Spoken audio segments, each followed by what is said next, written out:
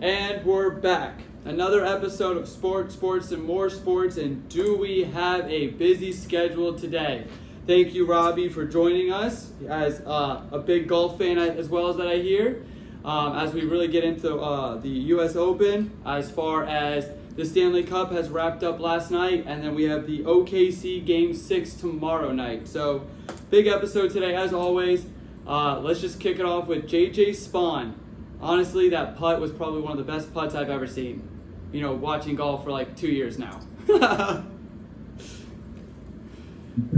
Yeah, dude, that was insane. As someone who had stock in a lot of stock in JJ Spaun, that was unreal.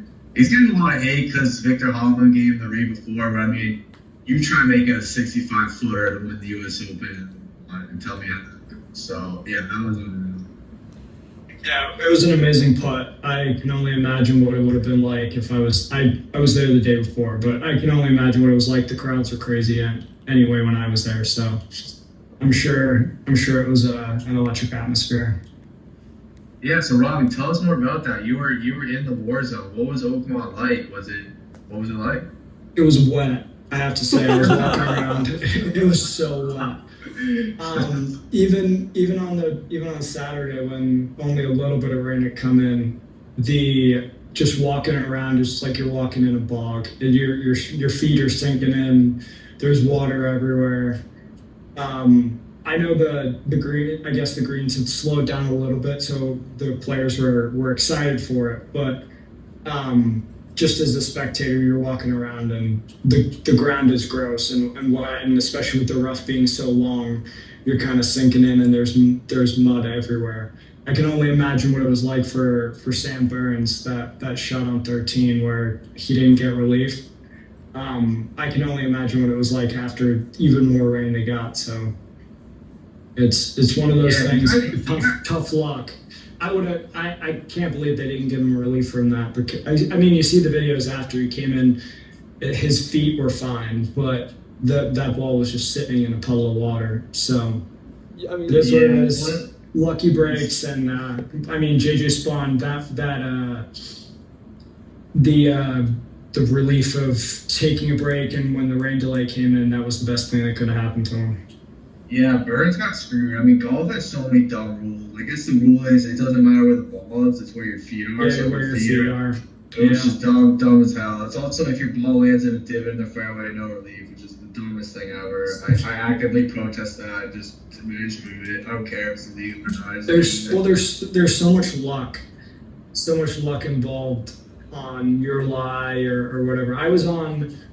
I sat most of the afternoon. I was on 13 green, which you could also see all of 12. So you could see all 12, and then 13 was the 185 par 3. And the amount of people who came up short in one of the front bunkers was insane. But they all hit the grass and it rolled down into the bunker. And then Xander came up. He was short, but his ball stuck right on that. Right on the downslope, and he had no chance. I mean, he made a great putt for bogey, but everyone else I saw pretty easy up and down from the bunker. But it's just how lucky you get with golf, and it is what it is. Yeah, for sure. I mean, JJ had that one that bounced literally off the flag and then rolled like 40 feet backwards. Bro, I told Andrew, I literally sent him voice messages that I can't repeat on here, man. I mean, I was so pissed, bro. I mean, I was like, he bogeyed the first hole, then it's a great chip shot. I mean, that was hilarious. It was just like everyone stopped just to watch his ball slowly trickle back down. It felt like it took 5 minutes, bro. It was the most painful thing ever, man.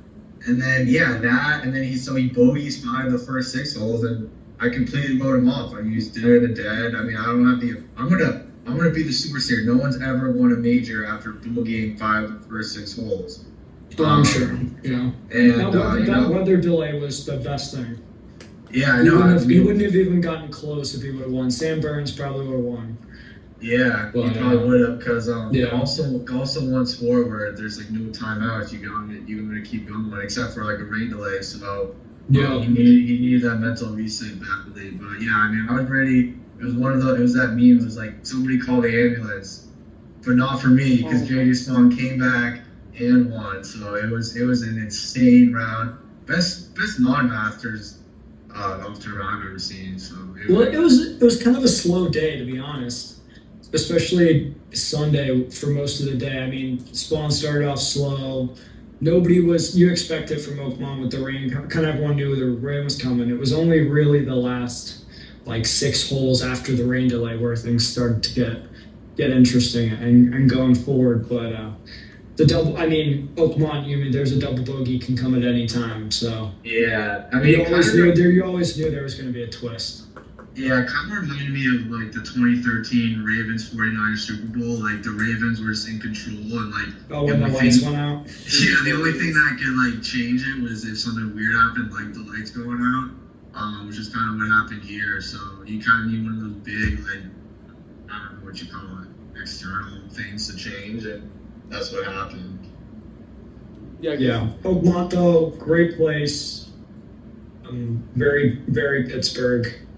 You couldn't ask for a weirder spot. I got a couple friends from around that area, and they were telling me that although it's a private club and everything, they have way too many members, so you can never get a tee time anymore. So sounds like Oakmont's selling out. But yeah, I mean, great course. So I was looking at it. I guess it costs $150,000 to $200,000 for the initiation fee to join. So I think they've got like 500 members or something crazy. So I just have one of my buddies. His grandpa is a member there, and he just can never get a tee time because it's always packed. If I was a member, I would play 54 holes. Yeah.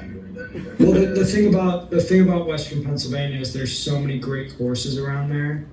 That you just they all. Like Arnold Palmer, I think's got like two of courses right around there. So, yeah. Jeez Louise. But yeah, would recommend. That was my 3rd U.S. Open I've been to. So. Oh, nice. Would recommend. What I know, like you're talking about, like the final like 6 holes. Wasn't it like one point there was 5 people plus 1 tied for like the lead? Yeah. Absolutely. Burns, Hatton, and then Tyrrell Hatton had his textbook meltdown, which I always love to see. It's my favorite. Just swearing at himself, going absolutely bananas. I loved it. Yeah. Now, I was rooting for Hovland. He never seemed to. He always does this. He's always close, and then he just never seems to make the putts. He just kind of is like there's not a care in the world. He's kind of meandering around the course, and he just is always close, but he never actually wins anything. It drives me up the wall. But I was rooting for him. But that's the guy. It's good to see Spawn to win, though. I do like JJ. He jumped like from like to like 8th in the world in rankings. Apparently, is what they were saying. Well, he's third in the Ryder Cup standings for the U.S. team right now. How does that work? Like the Ryder Cup standings. It's all done based on USG, like U.S. golf ranking points. So the top, I think it's top 4 or 5 Americans are automatic bids, and then Keegan Bradley will pick, I think, 6 or something like that. So yeah, right now it's a kind of a weird lineup because you got Scheffler and Xander who are pretty much guaranteed. Then you've got like I think Russell Henley's in there, Brian Harmon. I expect to see. There's still. I mean, we still got a while, so I expect to see some moving around. But right now, I take the Europeans all day. Isn't like Maverick McNeely in there? I feel like I keep seeing his name in there. Mm-hmm. Yeah. Yeah, the one that got me was Russell Henley. I feel like I haven't heard that name in years. Yeah. He's been playing low-key pretty solid this last year. He's always a top 20, I guess. That's why he's so high up. But yeah, JJ Spawn jumped from like 19th to 3rd. Oh my god. Just for winning. Yeah, just for winning. Because it's early and it's so close to everyone's still so bunched up and close. You're going to see the normal crowd get in, I'm sure. Yeah. You'll see Bryson will probably have to be, even though he won the PGA. He won whatever the last one was. Last year. He won the Open. Didn't he win the Open last year? Yeah. Yeah, he won the U.S. Open, yeah. He'll get a bid even if he won't be in the points. So I'm sure you'll see him, maybe Patrick Reed, maybe Koepka. Those will be the guys from LIV who get in. So. Yeah, for sure. Yeah, I mean, Spawn will definitely be on the team that he deserves to be. Well, if he can continue this, you can see him like drop off a cliff. Like this time last year, you wouldn't have said Homa would be nowhere near the picture because he was in top 5 in a bunch of tournaments. He was like the big name who was almost there but hadn't won any big one. I wouldn't expect him to do it, and now he didn't even make the U.S. Open because he's not a top 50 golfer in the world. Yeah, but there's a big difference between like a top 5 in a major and actually winning it. And Spawn, he was runner-up at the Players. He's had a couple other top 3 finishes. I mean, form's going to mean a lot. Yeah, I think he will too. I just don't think it's a lock. There's still I can't remember anyone that won a major and didn't play in the Ryder Cup that year. I think Gary Woodland is the only one I can think of who might not have played. I don't know if he played. I'm pretty sure he did. Or maybe not because of COVID canceling, but that doesn't count. Yeah. That comes up in What other U.S. Opens did you go to? I feel like I go every other year. I was out in California, so I saw Torrey Pines when John Rahm won in 2021. Yeah. And then LACC when Wyndham Clark won in 23. Yeah. Because I lived in Orange County, so I was halfway between both. So is Wyndham Clark the one that they're saying that destroyed like the clubhouse? I don't know if that's been true. He's one of my least favorite players. But he destroyed 2 lockers there. He's sponsored by T-Mobile, and at the PGA he destroyed a T-Mobile sign. So this dude and then I remember after he won the U.S. Open, he asked Justin Thomas to mark his ball, and he was like 100 yards out from the green. And he asked him to mark it. And Justin Thomas, this kid wins 1 U.S. Open, and he asked him to mark it from 100 yards. Yeah, and he won that U.S. Open, and everyone hated that U.S. Open because the course was too easy, they said. But I remember I was at that Sunday final day, and it was the most boring day of golf because I'm a big Ricky Fowler fan, and in typical Ricky fashion, he was one shot off the lead going into the final day, and then shot 6 over, and that was that. I think he shot. It was Wyndham had to lead the whole day, and it was never even close to giving it up. So it's one of those. I think he only won by 1 though, right? Over Rory, he came down the last hole, right? No, I remember we were sitting on the last hole, and it was kind of set that Wyndham was going to win. So it was kind of you're sitting there waiting for him to come up. It could have been 1 shot, but I remember sitting there being like, "Oh, Wyndham's gonna win!" Everyone clapped and waited for him. I do remember that. Yeah. How are you feeling about Rory's attitude ever since he won, the Masters? Yeah, he's always been an ass. But let's be honest. It feels like he's It's like he's pissed because I think he's pissed because he was the spokesperson for PJ versus Liv. And then they kind of throw him under the bus with this driver thing, they're the one name that he reveals. So I think he's pissed at the PGA. Scotty had the same thing.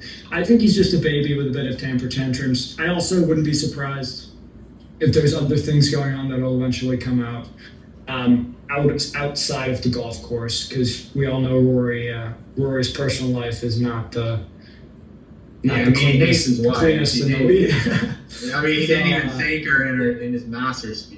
Yeah, I'm sure there's something else going on, but he's definitely kind of, since the Masters, he's just been kind of grumpy, and I'm sure with the Open coming up, he'll be back. I think he said he's gonna play 1 more time and then take a couple weeks off and then play the Open. So hopefully we'll get real Rory back when it come time for Royal Rush, which is going to be a blast. It's in Northern Ireland, right? Which is it's in his home area in Royal, Royal Port Rush it's called. So my dad's friend played that a couple weeks ago. He said it's insane, so that'll be dope.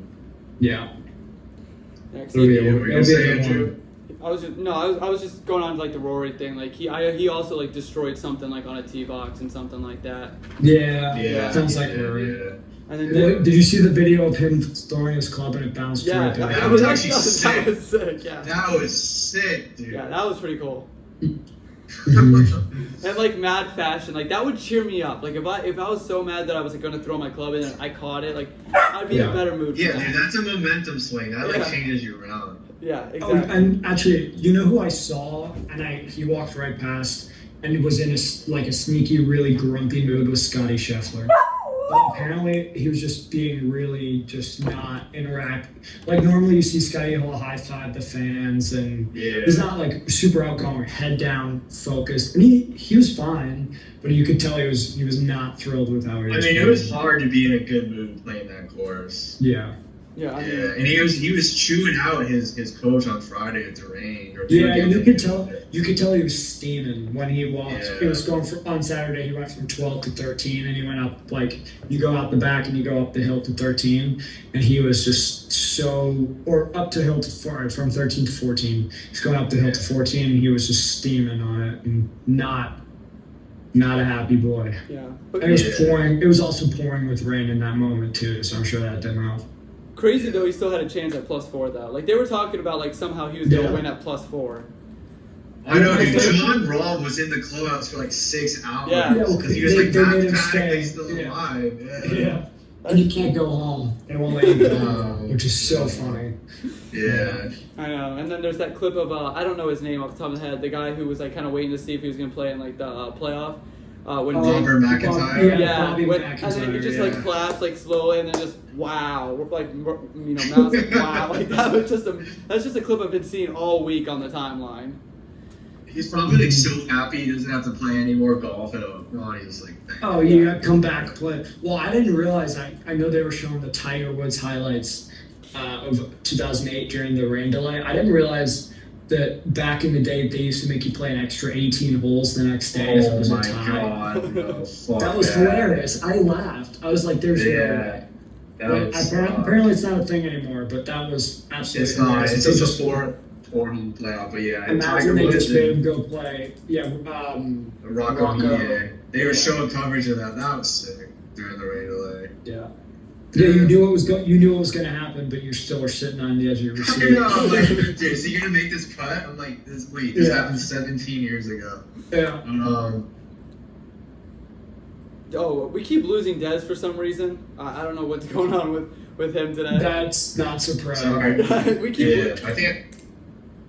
What? We keep losing you, Des. That's like the 4th time. I know. I don't know what time. Every time I touch my earbud, I think it disconnects. So I'm gonna stop doing that. But I was gonna say. So Robbie, I'm a 10 handicap. What's your handicap? Roughly. Well, I got down to like 6.5. Really? Last year, but then I've only played twice this year, so I'm guessing probably somewhere in like 12 to 14. I don't know. I literally haven't hit. I've hit 2 balls. I played 2 rounds in a little over a year. All right. Well, we'll say we're the same. We're both 10. Yeah. What do you think we shoot at Oakmont? 125, 130. Really? Easy. I was gonna say, dude, because it's 2 things. If you're in the rough, there's no point in I couldn't physically get a ball out of the rough. And should I tell you how I know this? Because it's going to be the same, similar to. So I played the Torrey Pines in 2021. I played, and I played it 8 days before the U.S. Open. So the rough was thick. You can't find half of your balls because it's not like you got spotters sitting out there for you. You can't. I lost more balls than I can count, and I hit them just in the rough. Yeah. And if you do it in the rough, you have to go directly out into the fairway. There's no point in trying. You just gotta dig it up because half the time you're not going to even get it out the rough.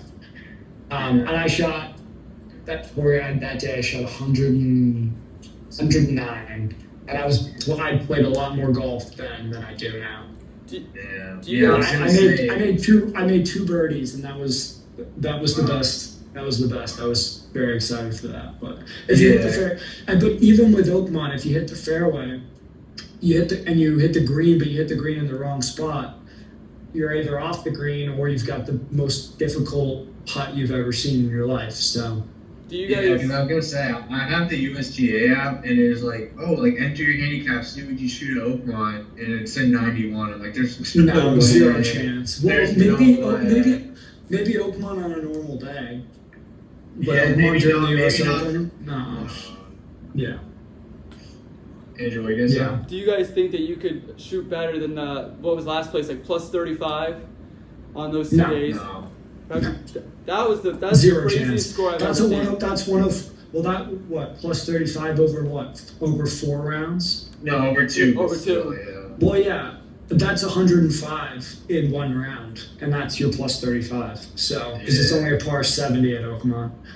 I can maybe do plus 35 in 1 round. Yeah, in 1 round, it would be closer. It would be more of a challenge than plus 35 in 2 rounds. Yeah, Maybe after I played a few times and like. We also just don't. You don't hit the ball far enough. I guess if we played from the forward tees, maybe, but. Yeah. Or like the regular tees. 7,300. But also, there's a 290-yard par 3. Yeah. I don't know about you, but I hit my driver like 265. So that's not. I'm not going to make. That's an automatic. That's an automatic 5 probably. So. Just one of those. We talked about that hole. People were using the pros were using the drivers on that hole. Drivers. Yeah. Was that 16, 17? I think it was 8. Which one was JJ Spawn hit that? Oh, that was 17. 17. Because JJ Spawn hit that Well, that was the shot that everyone talks about the putt. That was the shot that won him the US Open. Because even if he didn't hold that putt on 18, he still had one more putt to. Yeah, I know. I think everyone thinks that he needed to make that to win the U.S. Open. He did it. No. He had 2 putts. He had 2 putts. Yeah. It's cool to think like that. I guess. I mean, but I think it was just the putt itself was just so off. Like it was just such a good. Yeah, it's still just insane. Yeah. It's like that's So. Because there's no gimmies at Oakmont, so if that doesn't go in and he has like 3-4 feet left, who knows? So to make that was truly big. I did like how, usually when you're watching these like major tournaments, like that big shot is usually like the final shot, and then we had to wait for like Sam Burns and I think the other guy to come in and finish the course before anything could happen. And I thought that was just the funniest thing in that sense. Not this time, bro. Literally, I get nobody was paying attention. I guarantee nobody paid attention to him. Oh, not even close. Guys, guess what place Adam Scott finished in? Well, did he finished like plus 6 overall, so he's probably what, 28th? No, he finished tied 12th, but he was like he was the odds-on favorite to win it. Like, well, yeah, he double bogeyed 4 of the last 6 holes or something crazy. He shot by 79, so it was rough. Yeah. Jeez. Yeah. Well, speaking of rough, Edmonton losing 2 years in a row. Florida knocking it out last night in 6. And I mean, they dominate again, dude. They just dominate. Like, you saw it. They are wagging, dude. They are just. You saw after when they went, as soon as they went up 3-2. I didn't even watch last night, to be honest, because I kind of knew the series was over. Florida at home for Game 6.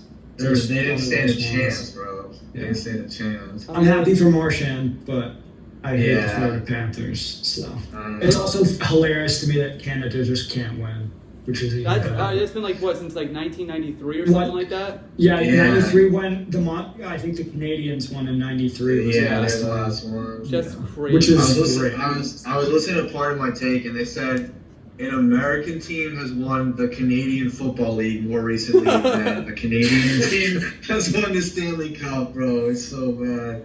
I mean, that's hilarious. What do you at this point though? Edmonton's got to move on from maybe move on, but maybe get another goalkeeper in there. Like Skinner is just not. Well, that's been their issue for 2 years now. Yeah, or 3 years, because it was the year before they had issues with Skinner too. Yeah, like Skinner last night. The big one was the one he didn't. Dude, catch. I'm trying to. I doubt they trade Holly. Wait, what? Sorry. No, he's gone. Okay. But the one where they shot it. I'm back. You're good. The one where he shot it and Skinner kind of hit it off with his chest and didn't catch it when they were on like a long stint there, and they gave up that third goal. You just knew it was over at that point. Like there wasn't even a chance. They might have salary cap issues. That might be their issue. But I mean, when you got McDavid and Draisaitl as a 2. You got to win something. Yeah, you really do. They're running out of time to win something. So McDavid, you can't finish your career with 1 Conn Smythe and 0 cups. Like you just can't finish it like that. Yeah, I mean he's a great player. I love watching him, but it's been a tough look. I don't know. Hockey, I love it. I hate the fact that the Florida teams are so good, but. I know. Between Florida and Tampa is killing me. Yeah, Robbie, who do you, or I guess Andrew too, I'm bigger bias, but who do you think would win if you take like the average of the 2023 to 25 Panthers or the 2020 to 2022 Tampa Bay Lightning? 20 to 22 Lightning. That team was insane. I mean, it'll be a great series. Yeah. But, yeah, I'd say probably. I mean, it's hard to count. Well, it depends. Would Marchand be on the Panthers because he was only on one of the years? So you're taking like the all-star team from the 2 cup runs versus the all-star team from 3 cup runs, or are you taking the totality of the best team? Right? I guess you could say the best team from those 3 years. I think the best team for Florida was last year, but Marchand added something. They wouldn't have won without Marchand this year. But I think the Florida team overall last year was better. Yeah, I agree. But I don't think. I think Marchand does not go back to Florida. I don't either. I don't see it. No, I honestly think he doesn't like it. Like he doesn't. Obviously, he has that Boston hatred for Florida. He did it for the run, and I cannot see him. He going won a back. cup. He's gonna go back. I can see him going back to Canada. Ooh. What? And then Leafs? So, No, I think he's not from. the Leafs. Well, he's from Montreal, I think. Yeah. But I mean, But he probably wouldn't go there. I could see him going if he's willing to take a team-friendly deal. Go put him in Edmonton. I could see him in Edmonton. Yeah. But the thing is that he just earned himself like a good contract, I believe, after this playoffs, like a decent contract. I mean, hockey players don't get paid anywhere near what which makes the what they Bruins should. But, which makes the Bruins look even more ridiculous for letting him go. oh yeah, it's. Yeah. But now this was. Speaking of Boston letting fucking another star go, Devers, bro. Oh my lord. I'm more okay with that one. Yeah, let's See, I watch probably 150 games a year for the Red Sox. I'm a huge baseball fan. You could tell that Devers was just being a pouty little baby. Am I going to miss the bat and watching him go absolutely nuclear against the Yankees? Yes, of course I am. But as long as I don't love the return, but if Harrison comes, I know they said today that he's in AAA for now, but give him a couple weeks. They expect him to be up in the big leagues. If Harrison works out, if this allows Mayer and Anthony and Campbell to get regular starts now that they can DH, I'm not against it, and hopefully, fingers crossed, the Red Sox reinvest some of that money into somebody, maybe a first baseman, or I'll take Kyle Tucker. That'll be nice. But yeah, I don't know. I'm torn because I love Devers, but I think he had an attitude problem. But I also think the Red Sox are really bad at handling star players, so I think there's blame to go all around. And you don't think the Cubs will? You think the Cubs will not sign Tucker? No. Well, they should have done it already. I don't know why they haven't. But still got some time left. Well, they should, but I mean, I don't know. He's been a name that I've seen floated around to be traded. If the Cubs have a bad second start to the well, they're in first place right now, but if they go on a losing streak and somehow become in oblivion, or after this year and they're trying to sell out, they won't re-sign them because they weren't supposed to be that good this year. They've just started off really, really hot. I don't know. We need a first base. The Red Sox need a first baseman. We'll put it that way. And I don't know if anyone's available, but I wouldn't be surprised if at least some sort of infielder the Red Sox went out and signed. But I'm super excited to get Masao Yoshida back. I love him. He's hilarious. But not a great bat, but a funny looking guy and always a good bat. Yeah, getting the Giants to take on that whole contract was, I guess, the biggest part of that trade. Yeah, that was the reason they traded him. Yeah. That was the only reason they traded him was that. So you're talking what? He still had 8. I mean, I know it was what? He had 8 years. He had 8 years and $280 million left or something like that. That's insane. So getting them to take I saw baseball's full of baseball nerds. I saw all the baseball nerds being like, "This is the best trade I've ever seen for the Red Sox." Getting rid of that awful deal for him.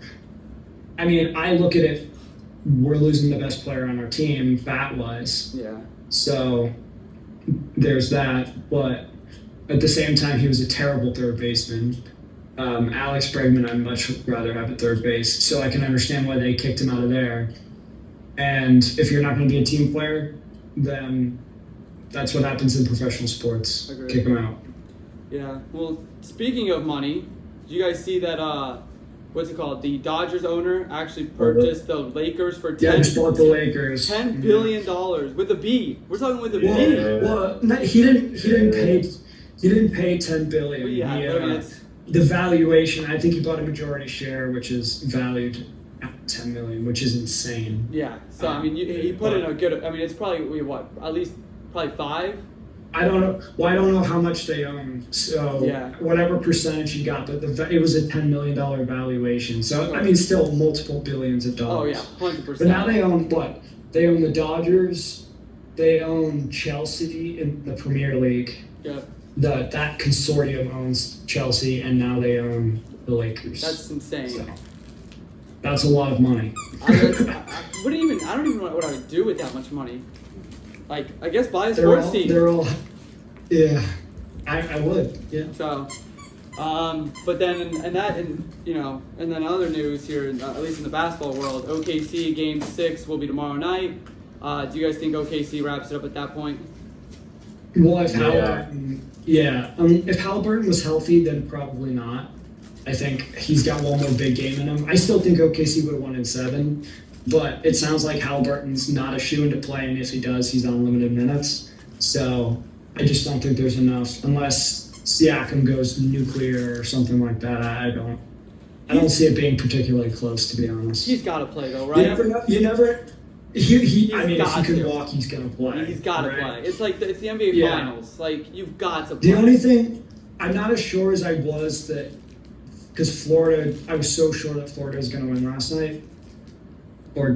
Last night. I'm not so sure because it's in Indiana and that place goes crazy. So you never know. Stranger things that happen. I would be shocked that OKC didn't win at least between now and even if they won in Game 7. I have a hard time seeing winning 2. Yeah. Like you said, like Florida, you could tell. Like Andrew, as you know, in Philadelphia, they grease the poles when the Eagles are about to win. I was saying in Florida they could start greasing the strip poles because it's in Miami because you can tell the Panthers are going to win. But I think OKC, even before the Halliburton injury, I think OKC was going to win 6. Like the Oilers, they had a great run, but chalk prevailed, and the Pacers have had an even crazier run. But it just seems like things are winding down, and it just seems like time for the truly the best teams to get. I don't know about you, but I'm thrilled the NBA season is over. Why? It's just been I feel like it's been dragging on for forever. I feel like I've been in the like I'm a Celtics fan. I feel like Jason Tatum tore his ACL 3 months ago. That's what it feels like. It just feels so long. Yeah. It's like I can't believe there shouldn't be 3 days within games.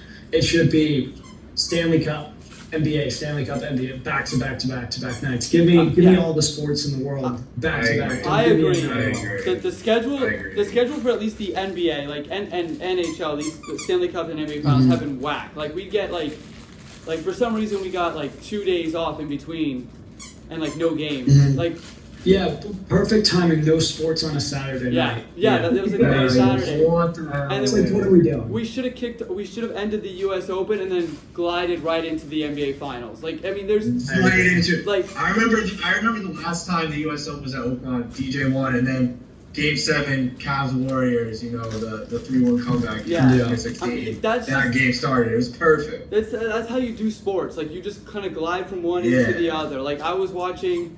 I don't know if any of you guys are a soccer fan, but the Gold Cup is going on. USA won its first game 5-0. We play tomorrow night like 9:15. No big deal. But I was able to. You lost 5-0 before that. Yeah, but that was to Switzerland. That was just a friendly. Now we're in the Gold Cup. But good to see Pulisic is playing. Yeah, I know. We have our B team out there. We should still win it. We should still win it. Like Andrew. Robbie's a English Yeah, Robbie's I'm from England originally, so Oh, really? I'm a British soccer. And he roots for Wales. He's a fucking weirdo. Oh, I mean, Yeah. Gareth Bale, you know?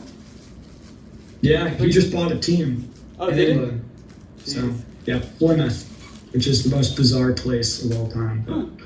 Yeah. But yeah, so but yeah, no. So it was like watching the Gold Cup, and then I was also switching in between the U.S. Open. Like that's just switching between the sports. You know, that's what I love the most, and that's why the summer's so hard for me, man. There's just really nothing truly going on. I'm hoping for like a Shador getting a speeding ticket Jordan today. 101. Yeah, like that's what I get excited for. I'm like, oh, just something running through my veins, you know. So the summers are hard. So. Oh yeah, mandatory mini camps coming up, and then it's summer break, so even Yeah. that gets quiet. So we're down to baseball, Yeah.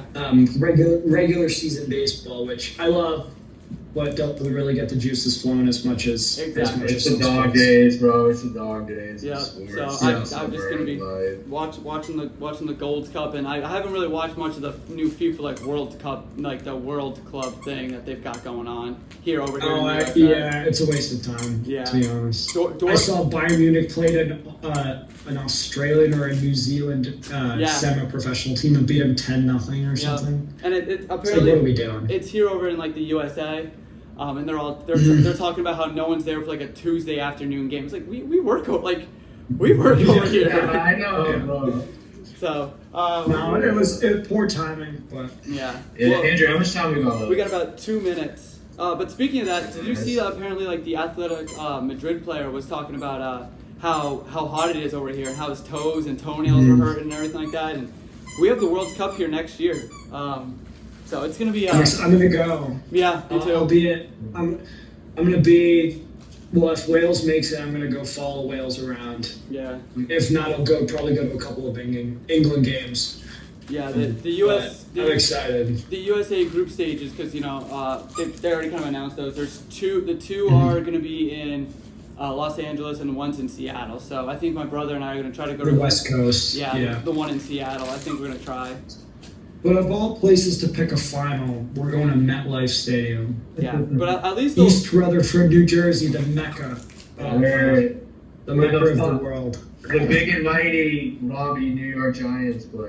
Yeah, I've been there so many times, and that area, East Rutherford, is not a nice spot. I guess you can kind of see New York City from a distance, but East Rutherford is not a nice spot. So. Yeah. All right, Robbie. Well, thanks for coming on, man. Appreciate it. Well, me and Andrew will just be me and Andrew next week, NBA mock draft edition. And once again, Robbie, thanks for coming on. Yeah, thanks for having me, guys. Thanks, Peace. Robbie. Yeah. Appreciate you.